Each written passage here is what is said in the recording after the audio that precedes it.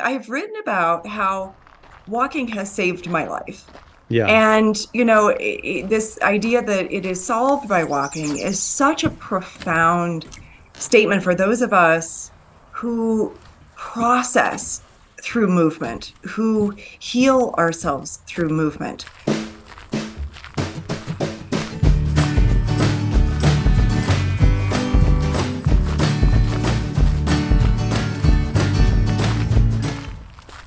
It was a three-phase study that incorporated the thoughts and experiences and interviews with transportation professionals, 23 transportation professionals around the county, as well as 44 families. And so we're looking at data about interview data, and I did a mapping project and a storytelling project and a survey and all kinds of things. So I have a lot of data that I've worked through.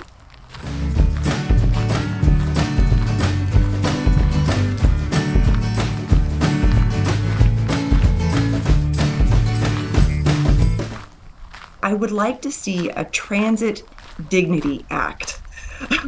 I would like to see a policy that speaks specifically to the quality of bus stops.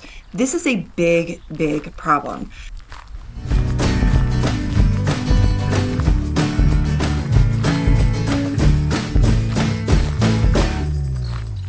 We know that these places that foster walking and bicycling also foster social and emotional growth and practice and connection. And that's good for society. We ain't throwing starfish here, now we're having a good party. Talking about structural change. Believe the land is sacred, even beneath that vacant parking lot. But the weeds are doing their best to express the need for something different. Gonna make some space for you and me to live here all together. Gonna make it safe and fun for kids to get around the town. Gonna find me a residential pedestrian district where I can gracefully grow older. Gonna spend my remaining years sharing Boulder. Hello, Boulder and the wider world. This is the Sharing Boulder podcast with a quick public service announcement. RTD is fare free for the rest of July and the entire month of August. So get out there and ride the bus because it's fun and it's free. My name is Philip Ogren, and for episode 32, I spoke with Darcy Kitching, who is a community builder in Boulder. Darcy is the author of the book, The Best Urban Hikes Boulder, is finishing her Ph.D. in Geography, Planning, and Design at the University of Colorado, Denver, with the study of youth and family weekday transportation in Boulder County, and is a transportation demand management professional working at Boulder Transportation Connections, which is a nonprofit organization that addresses traffic congestion and air quality problems in our community. In this interview with Darcy, we covered many topics including, but not limited to, community building through walking, her dissertation work, the need for a Transit Dignity Act, the importance of independent travel for children, carpool parties, the relationship between community building and transportation usage, and many other subjects dear to my heart. I admire Darcy for being able to walk 26 miles. But even more amazing is that she's convinced hundreds of others to join her in slow walk marathon events, which you should definitely check out if you are interested. I hope you enjoyed this interview with Darcy Kitching and Solvitur Ambulando. Hello, Darcy. Welcome to Sharing Boulder. Thanks so much for joining me today. Do you mind taking a minute or two to introduce yourself, please? Sure. Hi, Philip. It's wonderful to be here. Thank you. I'm honored to be among the auspicious, the illustrious Boulderites that you've had on your podcast. This is really an honor. We had the Um, mayor of Boulder here. well, I know, and I thought it was fascinating that he was also your first interviewee. Yeah. And also my friend David Adamson, whom I didn't know that you collaborated with at the beginning, which is wonderful. Yeah. Yeah, and wonderful people. So I'm delighted to be here. Glad to have you. Thanks. I know that you kind of sit at this convergence of urban planning and childhood development, and that you're working on a PhD thesis that's related to all this. and I hope that we can dive in deep. But before we start with that, I was hoping to just talk a little bit about your work with the I don't know, is it a slow walk movement? Like what's the nomenclature around the walking? Well, we call it life at 3 miles per hour. Oh, beautiful. I love that. So it was really spearheaded by a person named Jonathan Stalls, who founded the Walk to Connect cooperative that I was part of. And we kind of came together in 2016 to create that cooperative. Jonathan had started Walk to Connect in 2010. Um, and I just started volunteering with Walk to Connect. And then when Jonathan had created a partnership with the city of Boulder, he asked me to take on that partnership and help develop the Boulder Walks program, which is an initiative through the city, the transportation department. And so I took that on, and simultaneously, we built a community walking group called the Boulder Ramblers. So I was sort of holding these two things, really focusing on building the community called the Boulder Ramblers, and then working with the city on the Boulder Walks program, which was really targeted to informing people about changes to the pedestrian infrastructure system, new underpasses, new pathways, and learning from the community. So we would go out with planners and engineers and city council members and ask people for whatever feedback they had about new changes to the pedestrian environment. And meanwhile, with the Boulder Ramblers, I was just hosting fun weekly walks and getting out there and exploring our communities and our trail systems, and really focusing on everywhere east of the foothills. So we are an urban hiking group. We are not a mountain hiking group. Yeah. We get out and we explore the city and find all of those really wonderful connections that you can make on foot that people often don't know about. There are where a street dead ends, you can walk right through it. There are little pathways that connect it to other places, which makes it so fun. I have heard people say, I've been doing this for 8 years because I started the Boulder Ramblers in June 2015. And I have heard people saying, wow, I didn't know I could walk there. I didn't know that these things connected. I never thought about walking there before, And people have started to really integrate more walking into their daily life, which was the whole purpose. So Walk to Connect disbanded as an organization in 2021 for financial reasons and because the leadership was just scattering. We were doing our own things. It takes time And and so effort. it Keep happens, right? It was a really grassroots effort, and we subsisted on grants from various entities, and we all kind of were just moving in different directions. And so I have maintained the Boulder Ramblers, and that's how you and I met, because you came on the Walk 360 slow marathon, and it was just wonderful to have you. Yeah, well, I often joke that bike to work day is my favorite non-holiday because Yeah. it's something I look forward to. And so I got the flyer that had some different dates for walk and bike to work month, and I saw that event. And the same, like within an hour of me seeing it, my wife, Akane, had had texted me and said, "Hey, there's this slow marathon," and I signed up for it. And I was like, oh, okay. Maybe I should sign up for it. I actually like waited about a week before I registered. I was like, I got to think this one over. Because I don't do a lot of walking, to be honest. I Okay. bike all over the city, and I see the city through the lens of like someone who's just biked every possible bikeway and bike path. And it was interesting and I thought, yeah, this could be interesting to see the city on foot, because and then it was true because we started taking all these alleyways as we went south from North Boulder, and I almost never bike down an alleyway. I'll just be honest. You don't see, you miss out on that. And Yeah. yeah, it was just a really lovely day. Wonderful. Well, and you can't bike the Walk 360 route, right? Because it does go up on some trails Yeah. around Chautauqua. We go up to Enchanted Mesa and Kohler Mesa, and then we come back down in South Boulder. So it's really not a bikeable route. You have to walk it. Of course, we do traverse a lot of bikeways and streets with sidewalks and streets without sidewalks and multi-use paths and everything. But to do it as a whole, it does have to be done on foot. And so that's why I designed it that way as well. Because of course there's the B360. Right. You can do a circle Boulder by bike with community cycles every year as well. And so that's really fun. So I wanted to have something that would be different. And of course, you saw some of the B360 signs along our route. We do cover some of the same area. But walking and biking are very different experiences.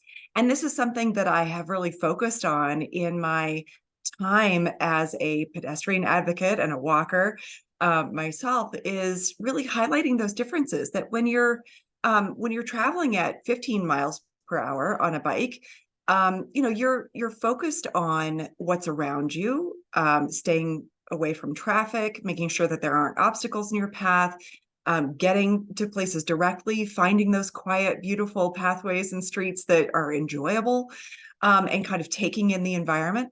You But sound like someone who bikes every now and then. I do bike every now and then. I have an e-bike, which I do love. I wasn't much of a bicyclist before I bought my e-bike. I had a bike, but I really didn't enjoy using it. I like to, it's different. It's I different on an recall. e-bike. It's just more rewarding somehow. And of course, I can take my son with me on the back, which is also really fun. It's just a really different experience. But when you're walking, you're going 2 or 3 miles an hour, it's a more vulnerable experience in some ways. You're closer to the ground, you're moving more slowly, you're taking in more of the attributes of the environment, the scents and the sounds and the other things around you. And so it kind of walking demands a more facilitative environment in the respect that you can put up with more on a bike. You can kind of zoom through things that might be uncomfortable if it takes you a lot longer to get through them. But when you're walking, you really do want to seek out and find and have access to places that are physically comfortable, that are psychologically rewarding. So that's really what I try to emphasize in with my walking community and in the adventures that I put together, which I love to do. Well, that spurs so much in my brain for me. The Speaking of comfortable spaces, I spend a lot of time at a desk, and I have not walked 26 miles, in the previous month, much less in one day, So that was a huge physical challenge for us, and we were kind of stragglers. We weren't the very last people, but we were, the second to last group that wandered in, and we were tired, at the end of the day, but we were Hey, so I was tired too. so happy. And Uh, an interesting story about that event for us is, I don't know if you remember, but when I introduced myself that morning, I had said something about Solvitur ambulando being our yes. family motto. And more accurately, it's kind of more of a relationship model for me and Akane. But and I had never said that out loud. It was just something that Akane and I say back and forth frequently. And the following weekend, she comes home with a tattoo on her arm that says Solvitur ambulando. And I was Oh, like, I didn't see that. I should have taken a picture of that. well, this was the following weekend after the slow walk. Yeah. Gosh, she went out and got that tattooed. That's Uh-huh. And fantastic. then and then I was like, well, shoot, I should get one of those, And she was like, oh, And so we went out that evening, and I got a tattoo on my Oh, arm. oh Check gosh. this out. Philip, that's fantastic. So Oh my I'm gosh, now I have to do it. I have to do it now. yeah. Because really, I mean, I've written about how walking has saved my life. Yeah. And, this idea that it is solved by walking is such a profound statement for those of us who process through movement, who heal ourselves through movement. My mother died quite suddenly in 2010, and while I was processing that experience, I walked for 2 or more hours a day. I had to just get out. I could not think, I could not manage that experience if I hadn't let it move through my body.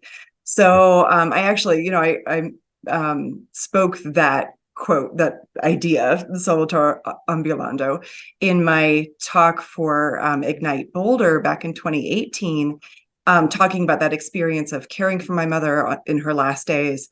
And it really is such a profound idea that we can solve these incredible crises and traumas that we experience by letting them move through our bodies. And this is something that Jonathan Stalls, the founder of Walk to Connect, emphasizes as well in his work, that walking is a practice. It's a meditative practice. It's a healing practice.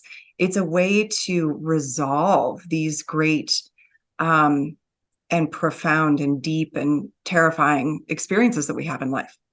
Yeah. Well, I love the phrase on many levels. It's a good mantra. And so I love having it there because I see it all the That's time. wonderful. I love it. I just repeat it in my brain. It's good policy. It's Yes. it's good metaphor. Like walking as a metaphor is a kind of powerful way of thinking about where, how you move through your life. We're walking through it. I'm not biking through it or driving through it. I want to be One step at a time, one step at a time, man. um so Yes. yeah. Anyways, I had one more thought about the that phrase. Just that there's an aspect, you were talking about it in terms of healing, but there's all these other ways that walking is so wonderful for our psyche. And I just, as a parent, one of my most reliable go-to strategy when, like, I feel like nothing is working or like I'm just a terrible parent, it's like, okay, son, we are going for a walk.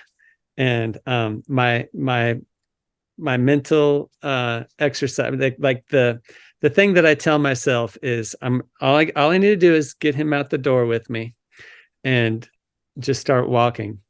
And then I try my best to just be quiet. I just shut up. And then sometimes he'll be cranky for even the first half of the walk, but we have a 3-mile loop that we do. And Yes. Inevitably, we're just both chatting like this by the time we get back, and we're sharing and we're enjoying each other's company. And Yeah. I just, I can't stress enough, like, how happy I am that I found this simple technique for, like, being a better parent. And I don't know, it's just a great way to connect with other people, more It generally. is. Absolutely. And as a parent myself, I will echo what you said. My walks with my son to and from school when he was a little bit younger were so delightful. For that reason, I got to ask him, what was your highlight today? What was hard? And just really listening to his life experience, and walking as a wonderful facilitator for that Yep. kind of conversation. That's great. Well, anything else about walking? I guess Oh my gosh. It's all about walking. I mean, walking is how I got into my research. Walking is how I got into my work. Walking is the gateway for me to everything that really matters in my life. So like I said in passing, it's also good policy, right? Like, good policy. I don't know if you saw my little Boulder theme song that I published this week, but I want to find a residential pedestrian district where I can just Yes, walk everywhere I I need heard that. It's great. for my daily needs. So, Yeah. anyways, yeah. Well, yeah. So if you wouldn't mind telling us about your PhD project and your professional interests, and one of the funny things is because I brought up Akane earlier, is that she is neck deep in the world of early childhood education, and Yes. I I want to have her on the podcast. She told me she won't come on the podcast at least until after she finishes her dissertation. Yeah. So, uh, She's more but disciplined than I am. yeah, and because I think there's a lot to be said about urban design and housing policy, and then how that affects children and their development. And here you are sitting in the middle of these two areas of inquiry. So yeah, please tell us about it. Well, thank you. It was a wonderful experience to talk with Akane on the Walk 360. We had no idea that we had so much in common, and it all came out. Of course, she's worked in Head Start and early childhood. I'm trained in early childhood. I have a master's degree in early childhood, with a focus on Montessori. I was trained in Montessori education, and that's how I actually went into my early childhood training, with an interest in how human development and the built environment interact. I had been working for community development corporations in Portland, Oregon. I worked for Habitat for Humanity, and I did all this work in Portland, Oregon, on housing, and that led me to Montessori. Kind of strangely, people have a hard time, like, how do these things connect? And to me, it's all beautifully connected. So looking at how families needed particular kinds of housing, and how people were trying to balance their lives. Very low income people were trying to balance their lives with multiple children and jobs and everything, and trying to find a place to live that was suitable for all of those needs. And it really reminded me of my childhood in profoundly influential spaces and places. And I just started thinking more about that and looking into it. And so I went and got this Montessori training, and I did that for a little while. But I always had my eye toward kind of larger questions about human development in the built environment. So I started to follow the child-friendly cities movement, which is something that really kind of developed in the 1970s with the work of Kevin Lynch and people who were working on the Growing Up in Cities movement, that was rekindled by Louise Chawla, who was a professor here at CU Boulder in the last part of her career. She's retired now. And I just started thinking about all of these things and reading lots of articles. And so I was following the child-friendly cities movement, and I thought I was going to kind of, go and do a lot of work in that area. So I mean, I did. I actually did. When I say I thought I was going to, what I meant was I had a different plan in mind, but I got sidetracked, as we so often do. I had my eye toward going to Cornell University to study in their College of Human Ecology, and I just had this all lined up. But I was in Turkey, teaching and doing things and kind of having a life experience. As one does. My story's a little weird. It's a little convoluted, but I was in Turkey, having a life experience. And I was looking up some things on the Child Friendly Cities website, which was a UNICEF website. The UNICEF Innocenti Research Center in Italy was kind of housing this Child Friendly Cities work and policy work. And I noticed on that website an announcement that there was a professor at CU Boulder who was starting a journal called Children, Youth, and Environments, which was remarkable to me because my background was in writing and editing and education and all these things. And so I had all these skills. And I wrote to him and I said, hey, do you need help with this thing? Because I'm actually from Colorado. I grew up here, but I had gone away to Portland and other places around the world, and said I was going to come home for a while I thought about grad school. And he said, oh, hey, why don't you join our PhD program and, help out with this journal? Oh my gosh. So this was, we're talking 20 years ago. This was 2003. So I did. I came back and I helped to found this journal and research center, and that was amazing. And I joined the PhD program, but kind of half-heartedly because I was really more interested in the child-friendly cities work. And so I kind of kept focusing on the work instead of the research. And pretty soon it was, a few years later, and I had gone and done I had worked for UN Habitat in Nairobi, Kenya, and I had done, taken a lot of classes and worked on this journal and research center, but I hadn't really found my own research. So I just got a master's degree in urban planning and left the college at that point.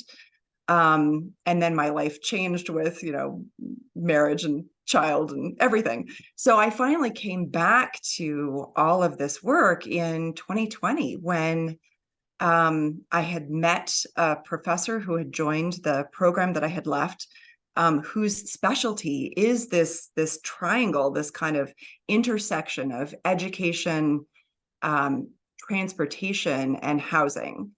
And it was amazing because I told her this is what I was looking for. I was looking for someone who did all these things and thought about it this way.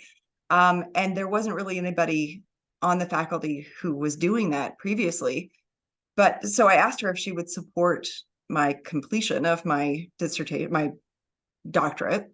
Mm-hmm. And she said yes. And I had to reapply because I had been gone for, 10 years. So I reapplied to the program. You weren't paying dissertation hours the whole time, I assume.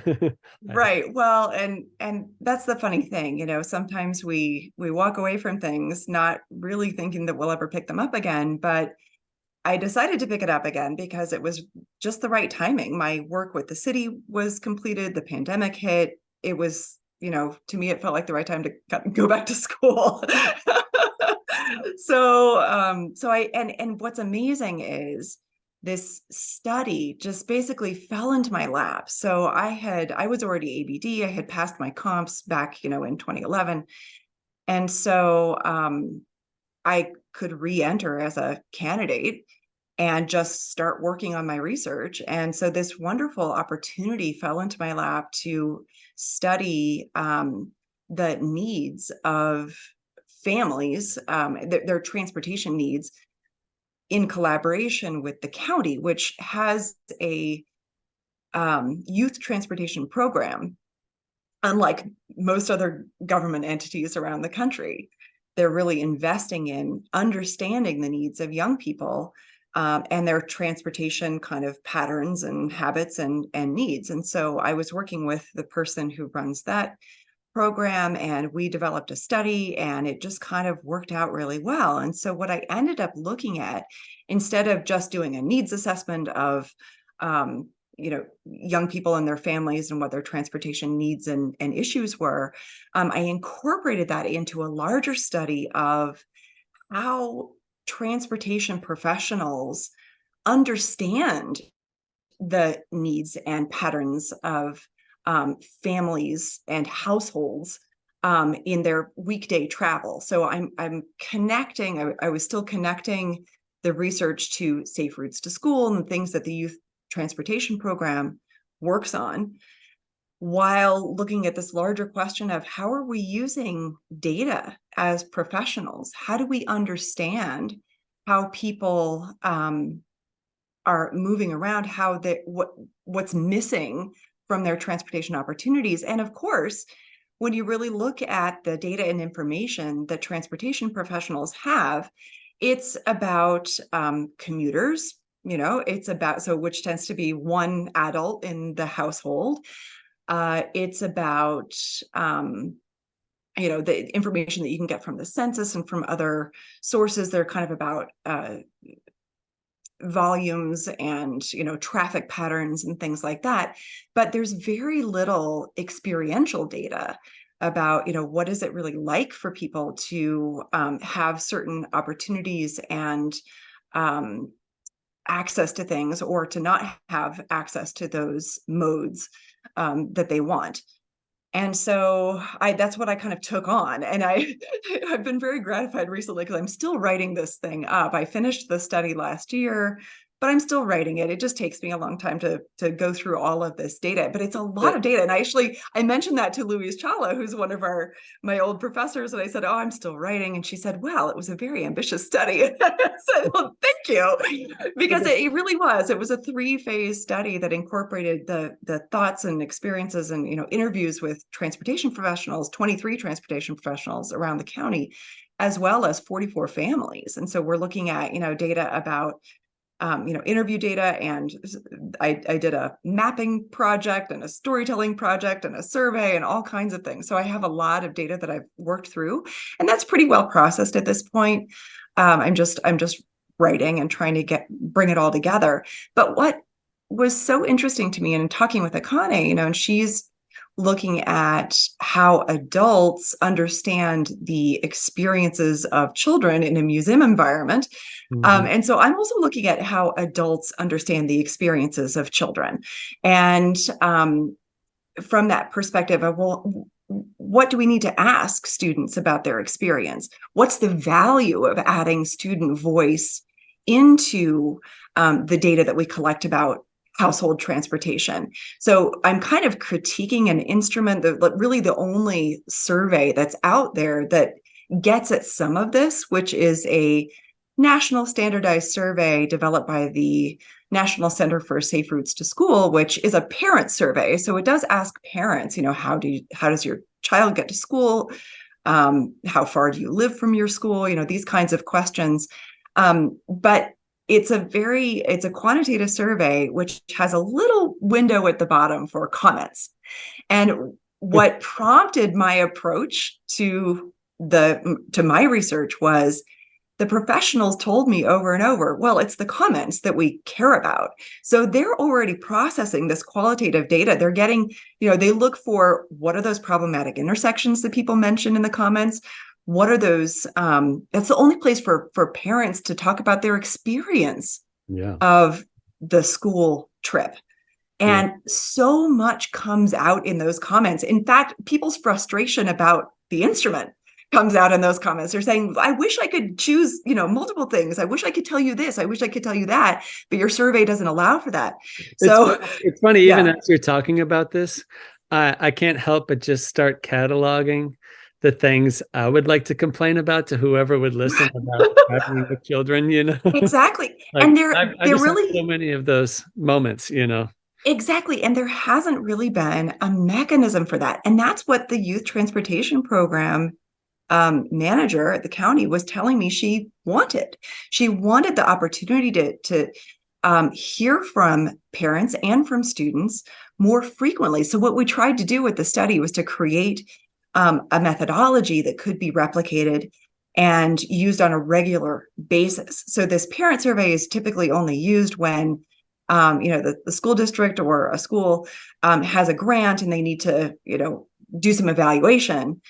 But what we're trying to create is something that could be proactively used to give parents and students voice in the process of improving streets and sidewalks and pathways and opportunities for other ways to get to schools.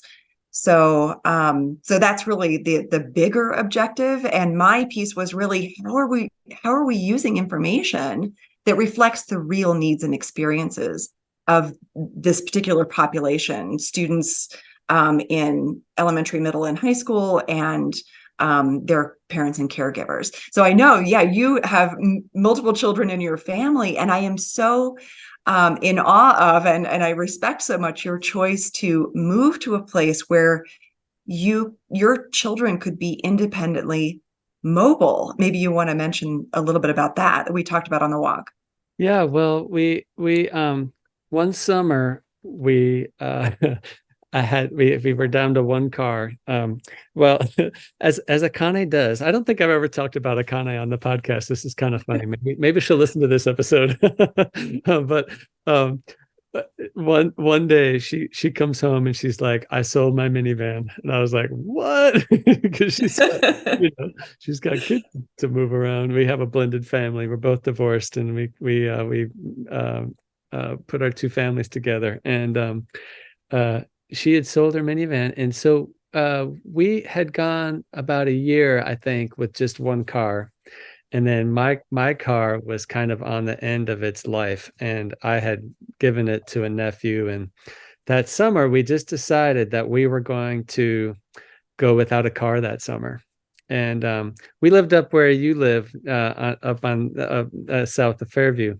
And so we were kind of armed with RTD passes because our neighborhood had an eco pass, and we had bikes, and had shoes, and and car share, and we spent a summer without owning a car. Of course, we rented a car a couple times, and we had used the car share as needed, and it was just a really fun, interesting experience. One of the things we implemented immediately was like, anytime you want to bike to get ice cream, we'll go get ice cream. And that was just a sort of kind of a standing offer to get them, to interested in going out on their bikes. And we also put odometers on all the bikes, Oh, and cool. and had a little reward system around miles, and milestones for that. Um, I think that was less interesting to them than it was to me. I kind of like numbers, and so. Uh-huh. But anyways, we got to the school year, and we were like, okay, what are we going to do about buying a car? And we sort of put our heads together and thought, let's just try this. Let's try going without a car for a school year, which is a lot, because we both work, and we have a bunch of kids and a blended family. The and to be honest, we had a car by proxy because we had a nanny who was doing a bunch of Uh, afternoon pickup. So maybe this is a longer story than I should have gone off into, but anyways, we made it through that school year, and it was not easy. And we a couple times we just like rented a car for 2 weeks, to get us through yeah. the worst weeks of February or whatever. But yeah, it really stretched us and challenged us and helped us see the world in a very different way than Yeah. if we were both driving SUVs around town. Um, and yeah, that summer we were like, okay, this is not going to work. We cannot do this again this summer. This is crazy. And then, like, we didn't like finish each other's sentences, but like the same morning we had the same idea of like, well, if we moved in town somewhere where we were more centrally located, we could probably pull off another year of this crazy experiment. And so that's what we did. We moved over by Foothills and Baseline, which was kind of more central for us, given the schools that our kids were at.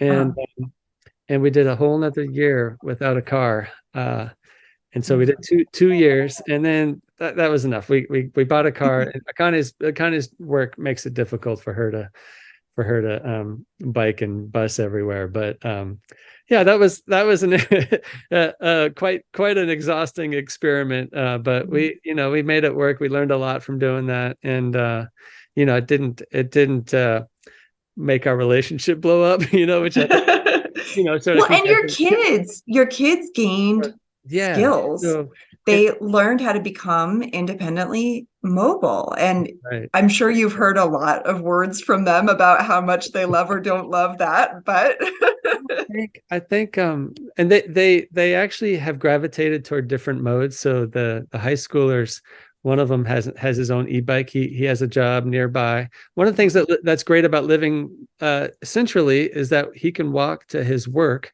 at the nearby retail.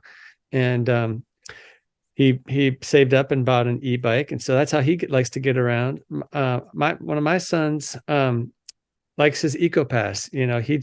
He just takes the bus everywhere, and he puts his headphones on and likes being out in the city that way. And I have a son who is afraid of bikes because he's had some close calls on bicycles, and so he tends to walk and tends to ride in the car with his mom.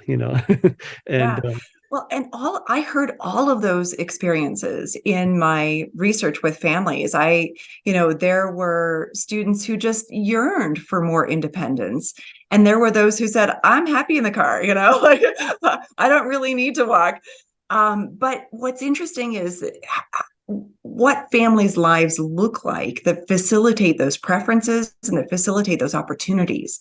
So, you created a situation where you could all make choices about where you needed to go and how that could serve the larger family unit, right? And that's so important. I mean, I'm grateful to live on the skip line. Honestly, yes, I feel pretty far from a lot of things sometimes because I'm up here in South Boulder. Yeah. But my son also loves his EcoPass. We have neighborhood EcoPasses, and he just loves it. And now that I work for Boulder Transportation Connections, I have access to car share, and I have access to, a free B-cycle membership, which is amazing. I have my own e-bike, Yeah. but if I wanted to take the bus and take a B-cycle somewhere, that's now just like super easy to do. So I'm really grateful for that. And I'm just to segue into my work. Yeah. I'm so grateful that all of these experiences that I've brought up in our conversation so far have led me to what I'm doing now, which is just miraculous and fantastic. And I couldn't be more grateful because all of this walking work over the past many years and learning about transportation and understanding the variable and various needs of people around the county with transportation and housing and all of these things. It's brought me to Boulder Transportation Connections, which is now part of the Boulder Chamber.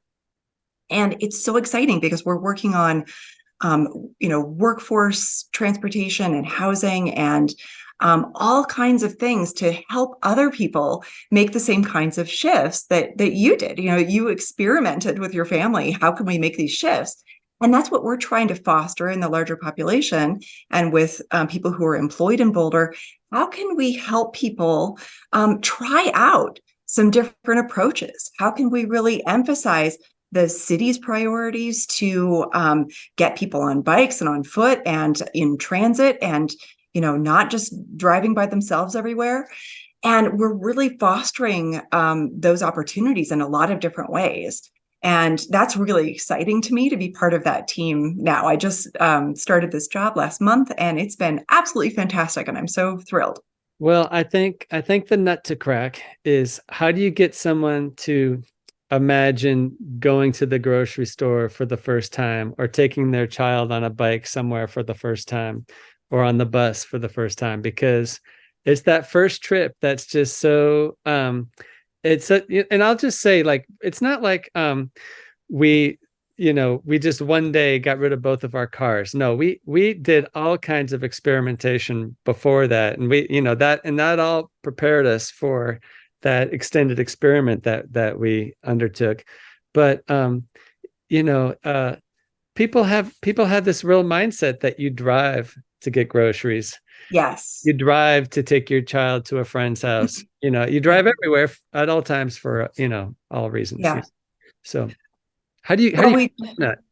how do you crack that nut? I mean, it's a good question, but there are some natural opportunities that come up every now and then. For instance, right now, through July and August, I don't know when this is going to air, but through the end of August, the RTD buses are free, so that's a great time. It's the Zero Fare for Better Air campaign that's happening right now all summer long.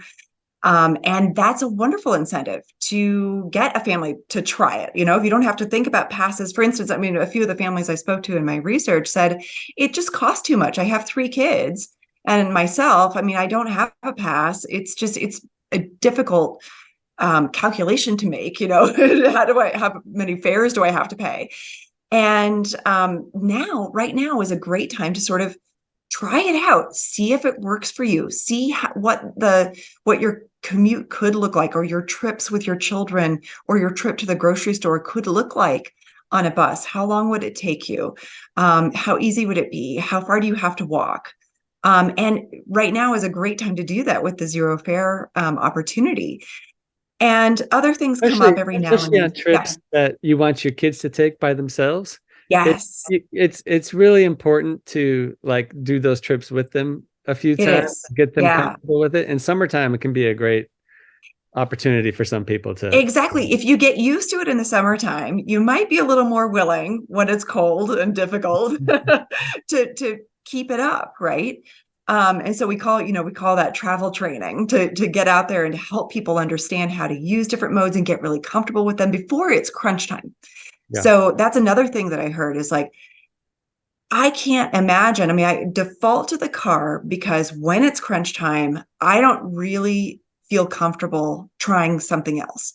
Um, for me, the way that I handle that is, I'm grateful and fortunate to have a garage. So I have my e-bike in my garage and I keep the tires pumped up and I check them every now and then and I make sure that it's ready to go. And all I have to do is just put the battery in and go. And so that's become really easy for me to for the e-bike to be a natural choice over the car. And when the bus isn't running frequently enough, I can just hop on the bike. And so how do we help people really get comfortable with different modes? And I just came up with this idea over the weekend. I Nice. was talking with someone from DRCOG, the Denver the Denver Regional Council of Governments last week on a work call, and she manages the school pool program for the entire region. And we were talking about carpooling for school trips, and how challenging it can be for families to imagine carpooling with another family. I heard some reticence about that in my research. I would be scared to let my child ride with somebody else's parent. I don't know who I can trust. So I came up with this idea that I didn't hear the person at DRCOG articulate. I don't know if they've done this before, but I'm going to pitch it to them. Carpool party. Pool Nice. parties.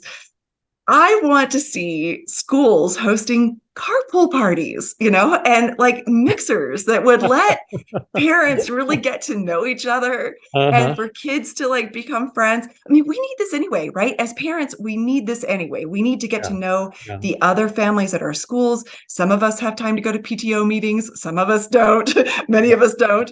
But how can we create this kind of pool party atmosphere where it's super fun in the first week or two of school, where people who are choicing into that school or who have too far to travel to walk or bike, which we know these are huge numbers in Yeah. Boulder because there's just so much school choice happening, especially at the elementary level, which is really interesting. So that's also when your children are the most vulnerable and when you Yeah. want Yeah. to kind of get them used to other things, right? So how do we have these pool parties to get people excited and willing to trust each other and to get to know each other in a really natural and fun way? So that's my kind of my latest concept. That, And so I'm that, going to that see how I can make that happen. that seems like the sweet spot given the school choice situation we have in Boulder, where yeah, there really Right? I are mean, a kids going quarter, all over the city in all right? directions I to mean, get. up to 30% of the students in BVSD are going to schools that aren't their neighborhood schools. Yeah. And that's a really big impact on the transportation system. It can be, but I should also say that some people choice into the schools that are actually closer to them. Yeah. So Yeah. sometimes, if you're on the edge of a catchment area, you might say, well, I'd prefer that my child can walk to school, so I'm going to choice into that school, which is a wonderful thing to do Yeah. if you can. And of course, it's a lottery system, so you don't always get your first choices. And so how can we have these other ways of making sure that we're fostering community, which I think it's, when you say, how do you get people to try things? I think you have to foster community. And this is something that I've tried to do with the Boulder Ramblers. Um, when people become more comfortable with each other, they're willing to do things that they've never done before. I have friends in the Boulder Ramblers who have now gone on vacation together, who've walked the Camino de Santiago together. You know, I Doesn't surprise me. One of the you just reminded me of something I wanted to yeah, say at the very sure. beginning about the slow walk is that it's so natural to have interesting and connecting conversations with people. I mean, I kind of just went from one interesting conversation to the next the entire day with people I never would have met otherwise, Right. and that was super cool. It is super cool. And this is something that one of our participants, our Walk to Connect people in Denver, said once. He said, mean people don't walk. So Yeah. you've got the people who come out to our events and on the walks, they're wonderful. I mean, they're wonderful people. They're fascinating people. They're people from all walks of life and all kinds of experience. And I feel like if we could do that in other contexts to help people get to know each other and all their wonderful the fullness of their being, we could really help people be willing to, give up, get out of the car, because we often go to our cars because we're afraid. We don't really want to encounter other people. Yeah. And how do we make that encounter a natural, willing just a part of life? How do we help foster encounter? But, when you have a lot of people in a space, it feels safer. Yeah. When there's movement through that space, when you're out on the bus, seeing people biking, you think, wow, I guess I could try biking this route instead of taking the bus. Or when you're biking, seeing people walking, you think, wow, maybe I might try to, walk this next time. So it's this kind of the numbers of people really make a difference as well. And if we can just get more people willing to try things out and get comfortable, I think it does come down to this kind of comfort with each other and willingness to encounter each other and not see each other as strangers. Then imagine what could happen if more of us took on that mindset. Well, one thing this brings up for me is how riding the skip on a regular basis, because I used to ride the skip a whole lot with my kid when my kids were really young. I for one thing, you just start recognizing people, right? You start seeing the same riders, and you strike up conversation. I don't want to always make riding the bus an opportunity to try to talk to somebody, but there's also like a sense of like, hey, they're not all random strangers. Like, it's like the squirrel in your backyard is not always a new squirrel. Like, it's the same right. squirrel.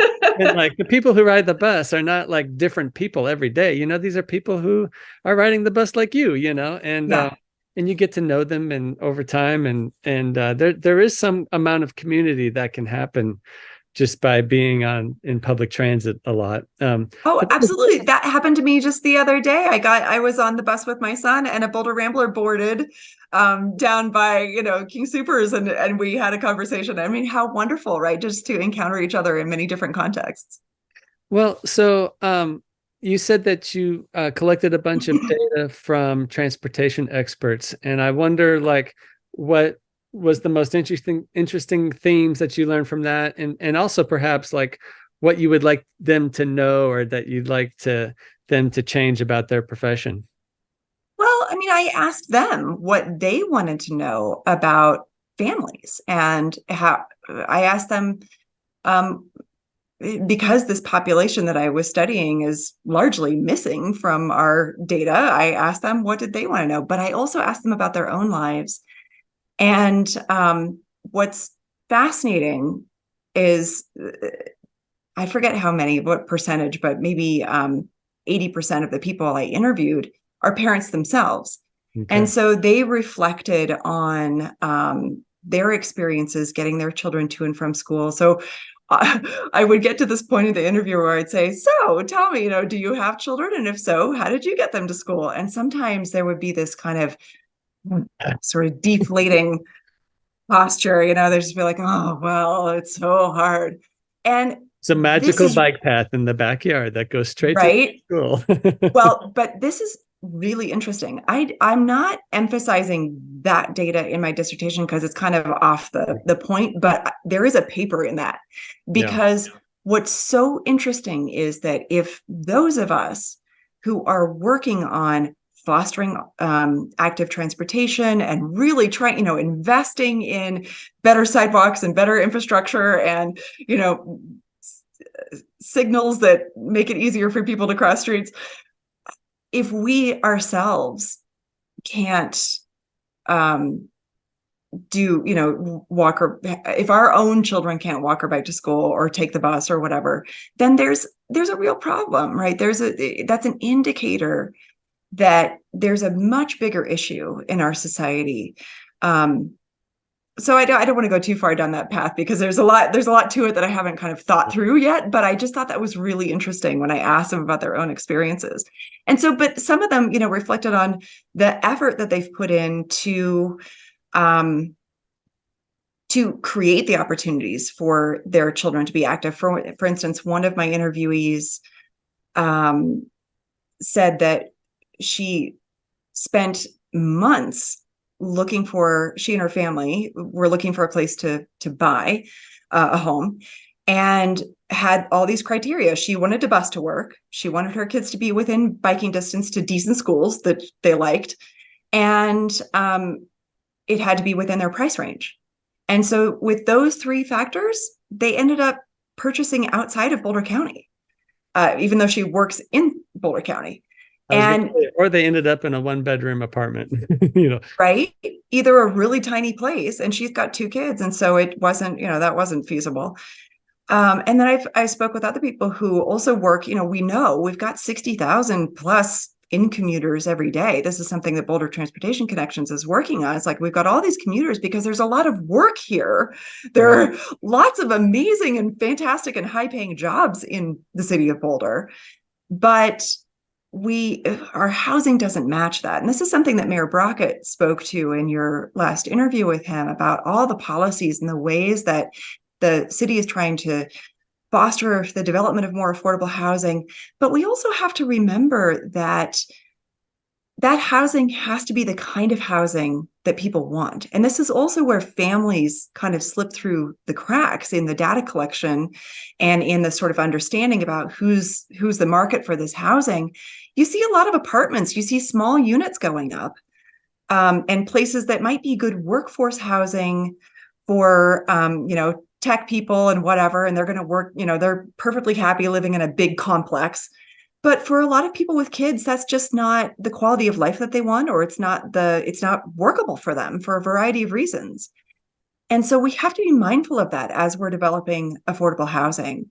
Who works here, and how do we really create places that are inviting to them, and that are within their price range? And I think that a lot of entities in the city have done a wonderful job with that. The Boulder Housing Partners, of course, has a variety of housing stock that's very family friendly. Mm-hmm. So they meet the needs of very low income people beautifully. And then we've got, some other, we've got the affordable homeownership program and other programs that do help people buy family friendly housing. But there's a big gap. There's a really big gap, and we need to continue to fill that as we're looking at how do we infill places and how do we create more housing in general. Well, I want to push back on that just a little bit because when I was a graduate student, I lived at Smiley Court at 30th in Colorado, which is not, Okay. and I don't know, it's a kind of affordable housing, so to speak, and it's not quite apartments, but it's also not quite. They're kind of like row houses, Yeah. but very small row houses. Are they very small? The They're student small. housing you're talking about? Yeah, Yeah. Mhm. they're smaller than a lot of condos you might find in Lafayette or Erie. Yeah. But one of the amazing things about those places is how they had a fair bit of programming for young families, Mhm. because a lot of grad students have young kids. It's because they're in their Right. 30s, and Mhm. anyways, I just thought I'd just throw that out there as another example of affordable housing for families that we might actually learn a few things from. It's not, Yeah. I wouldn't necessarily hope that the structures are what we need, but it is notable that they do a lot of programming to help bring people together for activities and events Yeah. for the kids, and That's really wonderful.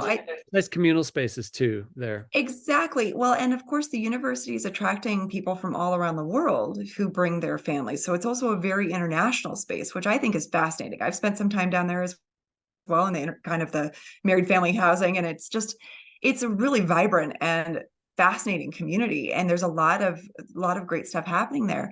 And I think we might see the analogy for people who aren't enrolled at the University of Colorado, Right. could be Boulder Housing Partners. I mean, that's also a lot of the family focused properties owned by BHP are really like that. They're very vibrant, they're very international, they've got a lot of things going on, they've got community rooms.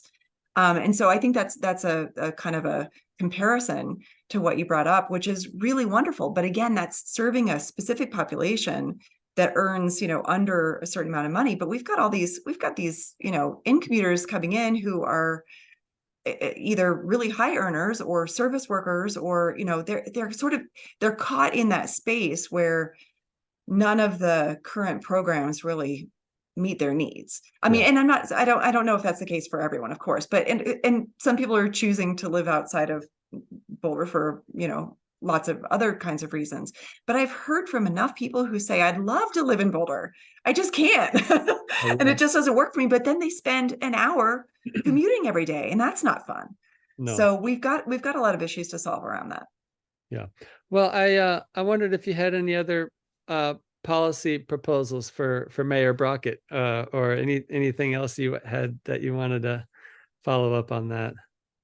Yes.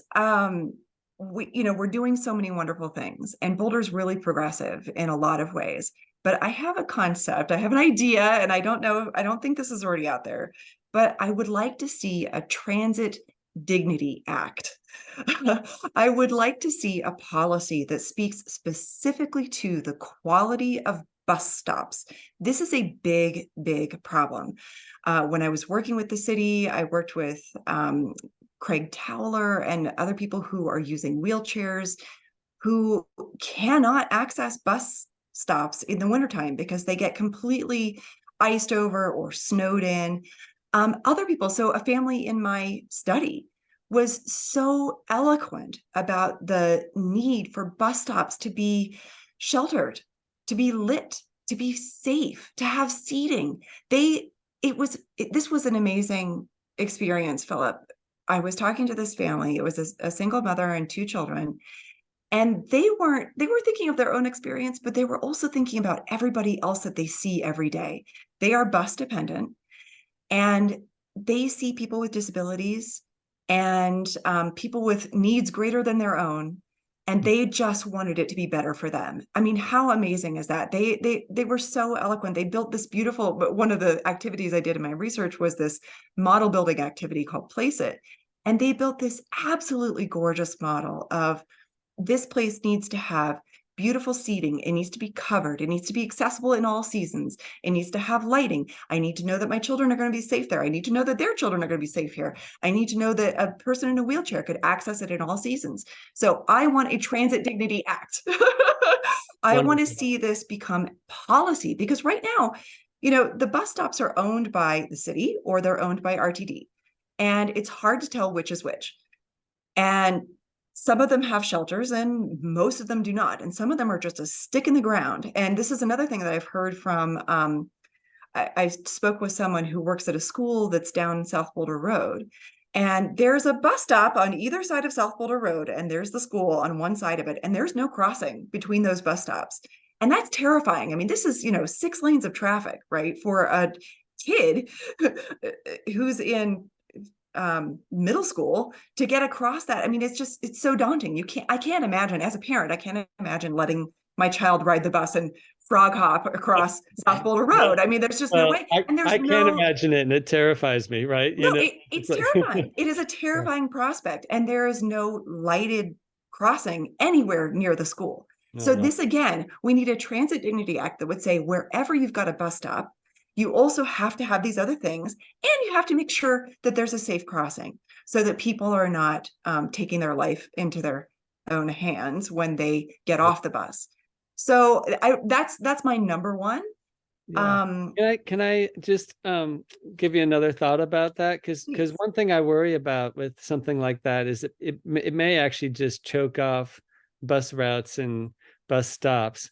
And to me, it seems like a kind of maybe instead of like mandating that every bus stop has to have certain levels, Yeah. maybe we just start designing and building some of the bus stops that we really Yeah. want and show how effective they are, and then just Well, expand that. exactly. And I hear you. And of course, we're advocating for policies that just increase, there should be more and better transit, full stop, Yeah. right? It shouldn't, choosing to bring back one route shouldn't, uh, you know, take away the service from another route. But there are cost considerations that I wish we didn't have to think about cost balancing all these things, right? But you're exactly right. And of course, the new Colorado 119 bikeway is going to be a beautiful exemplar in all of these ways, right? Because those bus stops are going to be great.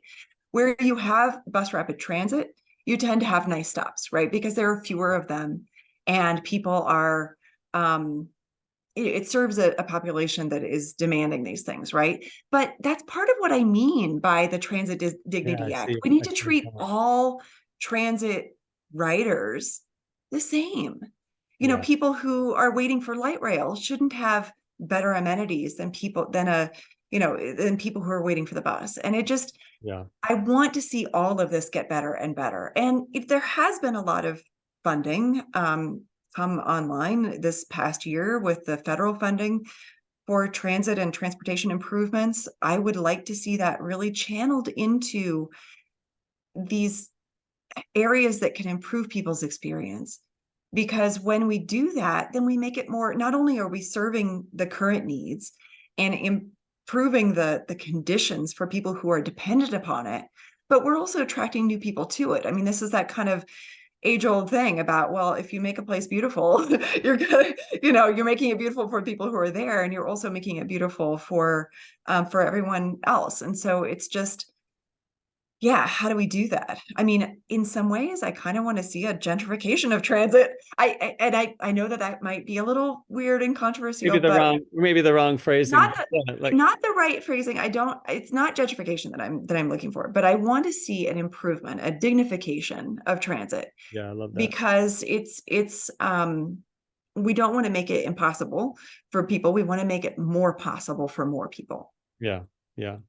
So I interrupted you as you were about to say the next thing, your second policy idea, but maybe you already included it. I don't know. Try. Um, there are so many wonderful things out there right now. I mean, there's a 50% tax credit or alternative transportation tax credit for employers right now in this tax year and next tax year. Did you know about this? No. It's amazing. So employers can actually recoup 50% of the costs that they put into fostering alternative transportation for their employees. So Oh, whether that's, putting in showers so that people who bike can, get work ready when they arrive, or paying for a car share or eco passes, or, anything, or even like a fleet of bikes. I mean, it's kind of anything. So they can recoup 50% of the cost of that through a tax credit in 2023 and 2024. So that's new. That's a brand new thing that the state has put out this year. And then there are a ton of e-bike vouchers and e-bike incentive programs that are coming out, like just today or just tomorrow, actually, July 6th. The city is opening a voucher program for people to incentivize the purchase of e-bikes. And this is really exciting. Electric vehicles are getting more incentives and investments. And so there's a lot of great stuff happening already. And I think through my role with Boulder Transportation Connections, I just want to make that more. I just want to promote these things to people, and also, plant the seeds of things like a Transit Dignity Act and other things. How okay. can we really build on what wonderful, wonderful policies are coming down from the state level? I mean, there are people in our state legislature who are just doing fantastic things. Judy Amavle and Faith Winter, they're both doing really fantastic things for transportation. And, and then of course, also the things that Mayor Brockett spoke to about the Proposition 123 to make For affordable housing. for affordable housing. We've also done away with the growth cap, which is really Oh, important. so Yeah. I want to. Sorry, I want to interrupt. Okay. I'm going on and on. Um, well, okay, so we've been going for an hour or so, and I Yeah. want to be respectful of your time, but there is kind of like one more subject that I would sort of like to close or maybe just explore a little bit more, and that's and I know this is kind of like a huge can of worms, and there's probably nothing you can say in sorry, I shouldn't qualify what you can do in 5 minutes, but just the connection between childhood development and these streetscape environments that we move them through. Like there must be something there that that we can speak to in this interview? I feel like I teed that question up so poorly. Maybe I should just like edit all this out.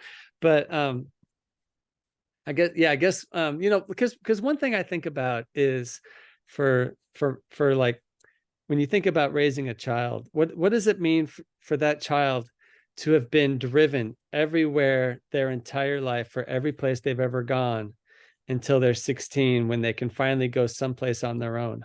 Yeah. And what does that do for human development, our sense of self-worth, our sense of agency, normal, social, relational, environmental risk assessment, all these kinds of things that we want our children to develop on a healthy path for. I wonder Right. if you could take that and run with it. Well, that's a wonderful empirical question. And there is ongoing research about all of this. So far, what I gather from the research about the importance of independent travel for young children and children across the sort of early childhood to adolescent spectrum, when we look at why does it matter to include young people's voices in research about their experience of their neighborhoods or their experience of their school trip or whatever it is, it's because they do have a very specific experience, and that experience leads them to be open to or fearful of other experiences.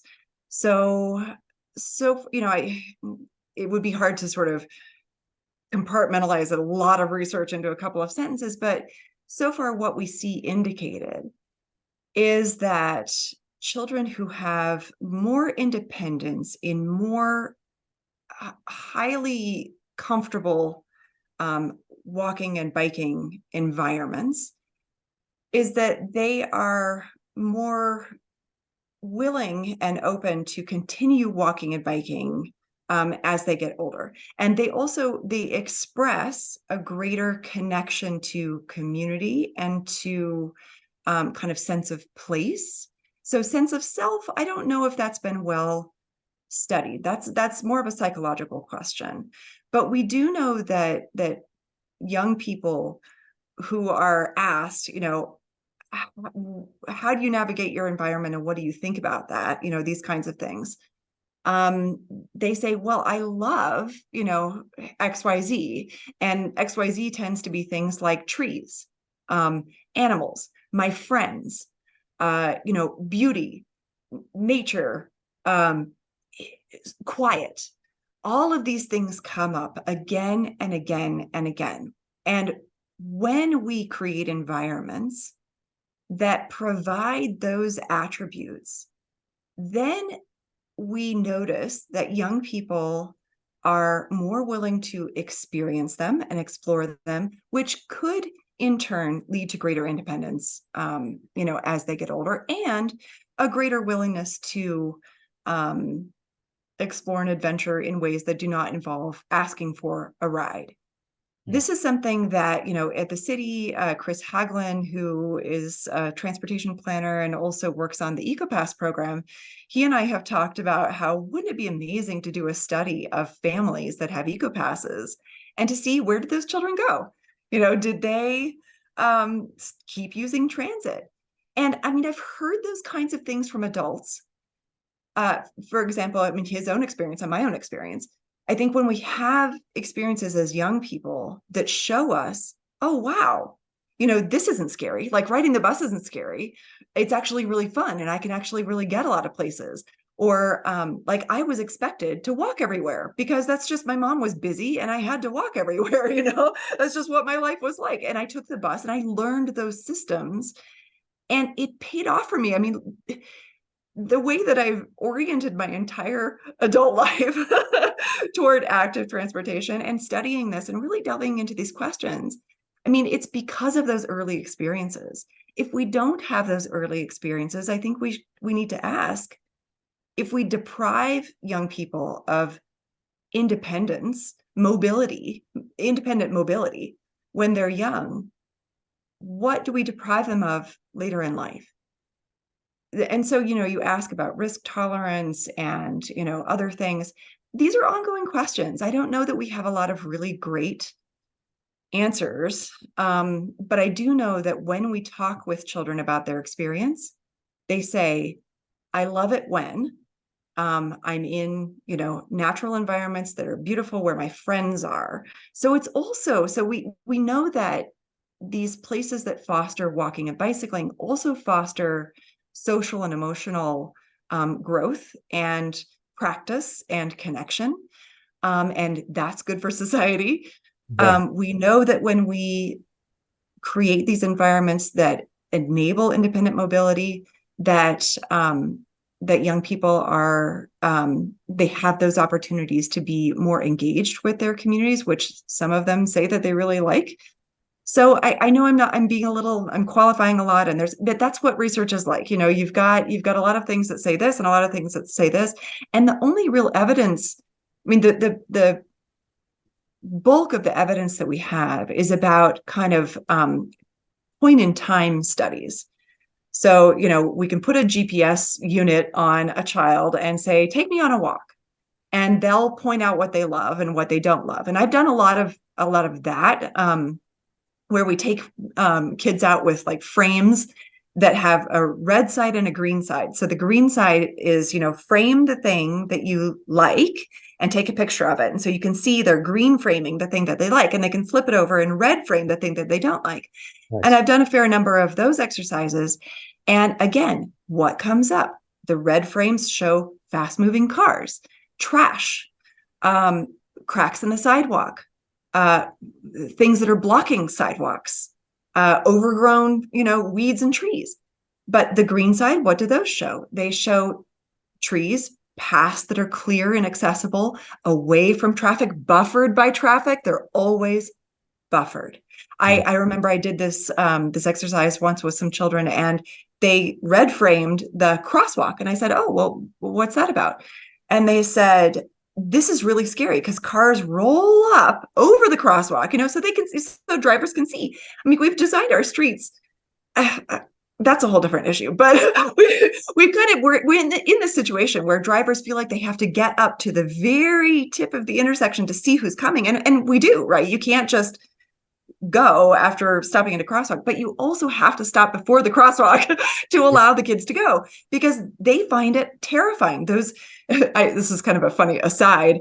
I lived in Nairobi, Kenya for a while, and a friend came to visit me, and they have, zebra crossings, just like we have zebra crossings with the white stripes. And I said, we were crossing the street and in a zebra crossing. And I said, oh, don't worry, it's a zebra crossing, because she had stopped. And she said, but they eat zebra here. That reminded me of, and she was right, they do eat zebra in Kenya, but it reminded me of what I had heard from children here. Well, they eat zebra. Like, those cars are going to hurt us, in the zebra crossing. And I mean, that's a really important thing to keep in mind, that the infrastructure that we're creating, this is another really important reason for including young people's voices in our processes, in our plans, and in all of our community engagement. Yeah. Because we don't know what it's like to be, we're not planning from 3 feet tall, we're planning from 5-6 feet tall. Yeah. We're not experiencing our environments from that level. But when we do, we hear this great appreciation for beauty, for nature, for gardens, for opportunities to get together with people, for amenities. I heard this over and over again in my research, and this corresponds with the literature that's out there, that young people and families, when you have shorter blocks, like downtown kind of blocks, or where you have amenities along those blocks, so shops, restaurants, coffee shops, floral shop, anything that's inviting, where it's not a blank wall, or not just kind of a long distance where there's nothing between you and where you're going. That's also inviting. People like to have shorter distances in their immediate vision. Yeah. So this is something that the architect and planner Jan Gell has really emphasized in his urban design work. draw people through, by creating places that are inviting and that are shorter, and that there are no blank walls, and there is lots of detail, and there are lots of opportunities to stop. So this is something that also young people, adolescents in particular, have said in the research that matters to them. I like to have a place where I can go in if I feel scared. So there needs to be like a bodega or a restaurant or something, if they're out and about. And we have to create places that are inviting of young people as well. How do we create these places? So again, this kind of goes back to the community, focusing on community that I mentioned earlier. If we do that, and if we sort of foster this sense of connectedness and this sense of openness, what might that create in our storefronts, in our other kind of opportunities that we have out there that can then draw young people out into the community, and where they feel welcome, and where parents are then going to be willing to let their children go and be independent and experience all that life has to offer. Because as parents, we know that when we chauffeur our kids around, they're not having that interaction, and they're not growing in that way. So, one thought that spurs for me, there's a property that's just, I just puzzle over all the time, is the Safeway at Foothills and Baseline, because we shop there a lot, and it's got a lot of empty parking that has weeds growing out of it. And oh my gosh, I've never, like, it's not a place where you could ever organically just have some kind of spontaneous activity. It's so hostile to community, or to, and one of the things that I've observed there is that every now and then you'll have a street performer who will set up an amplifier, and the couple times that this has happened, it's like heartbreakingly gorgeous music. They're just filling up the space. wow. And whenever I see someone there, I give them money and I say, I wish that you had a space that you could actually feel comfortable instead of standing on this piece of grass on this curb.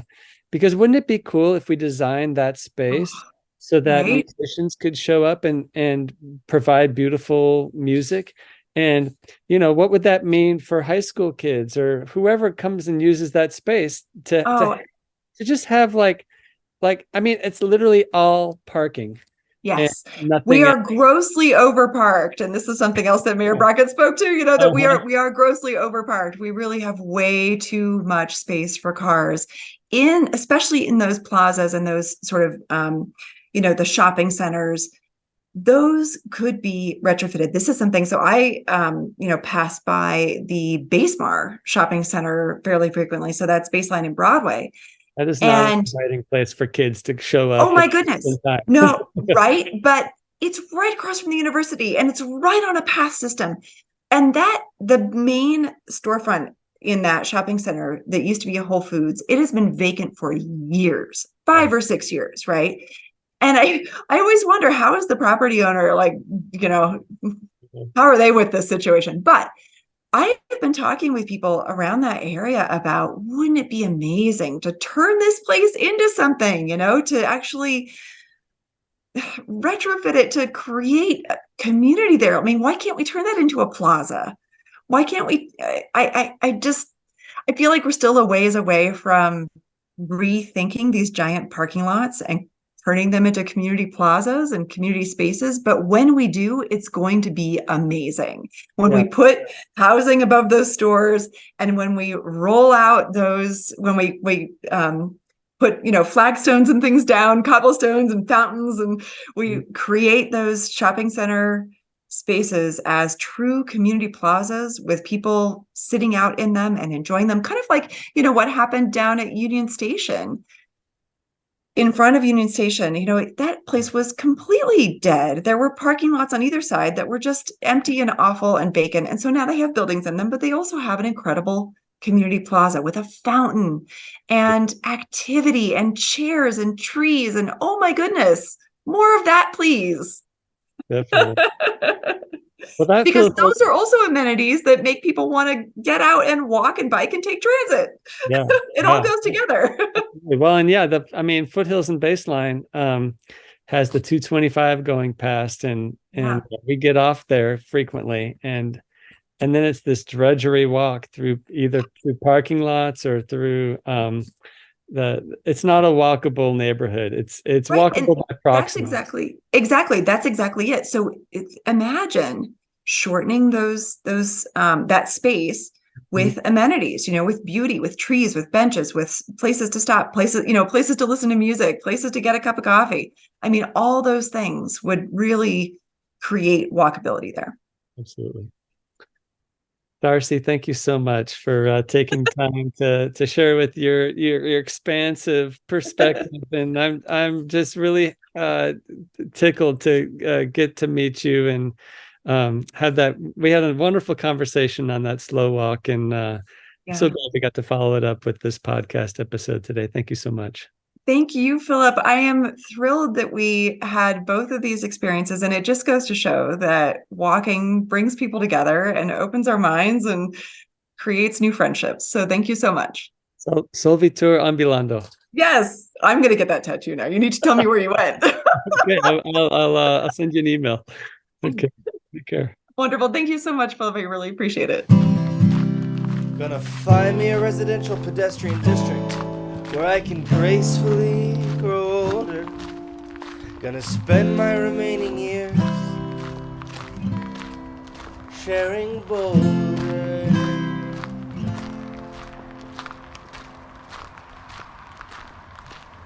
Thank you for listening to Sharing Boulder. Please support the podcast by sharing it with your friends and neighbors. You can contact me at linktree.com/Philip Ogring, which you can find by DuckDuckGoing Linktree Philip Ogring, or by visiting sharingboulder.us, where you can also find show notes and previous episodes. This episode of Sharing Boulder was produced by Philip Ogring, and the music was created by Nathaniel Ogring and Sack Lunch. Keep sharing, Boulder.